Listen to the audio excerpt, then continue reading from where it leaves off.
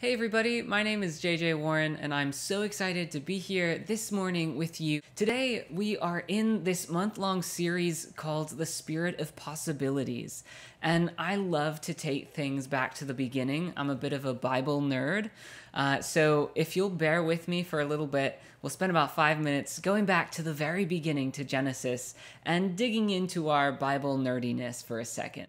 Bereshith bara Elohim et Hashemayim. In a beginning, God created the heavens, v'et haaretz, and the earth. V'haaretz hayitha tohu vabohu. And the earth was a formless void. V'choshek al pnei tehom. And darkness covered the face of the deep. Varuach Elohim, and the Spirit of God was hovering over the face of the waters. This creation story, the first of two in Genesis, begins with chaos, with a tohu vabohu, which is still used in German today to describe a mess if a child has made a tohu vabohu. And so the story begins with chaos and darkness, vahoshek, and the darkness. And it's from this place of chaos and darkness that the Spirit of the God hovers. That the Spirit of God is in the midst of this chaos and darkness, and because of this darkness, or perhaps amidst this darkness, with this darkness, God creates everything. As we think about this story today, I want to take apart that idea of this binary between light and darkness that has been used throughout the centuries by the church and has been used to oppress people of color. That somehow white is more holy, that white and light is good, and somehow darkness and blackness is bad.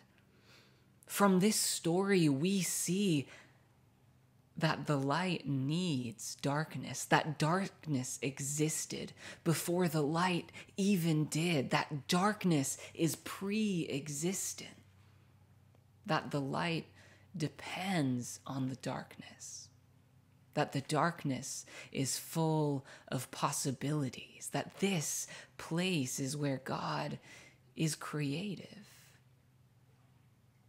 So as we settle into this comfort with darkness and blackness, as we come to see that darkness and blackness aren't things to be disdained, but are holy in themselves, that darkness and blackness and chaos are the stuff of creation, we can not only affirm that people of color are beloved and beautiful, but we can also affirm that those places in ourselves that have been deemed dark by churches, those places in ourselves and those places where queer people often found themselves in the night, being our true selves only in the night, in the darkness where we were safe, those places that have been deemed dark and dirty, those we are the stuff of creation.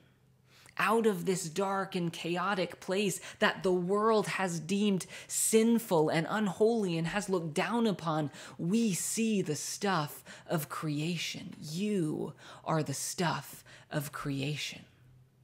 Let the possibilities of creation bubble, and let the beloved arise. I want to end today with a beautiful poem by a powerfully prophetic poet and friend of mine named Rose J. Percy, who you can find on social media and her website. And Rose has a poem called Person, and I'm just going to read the first few lines. She says, "I am a person, not an idea. You can't think me away because I'm already here. And the longer it takes for you to wrap your mind around who, what, when, why, and how I am, time passes by while you're trying to understand, I am a person, not an idea. You can't think me away because I'm already here.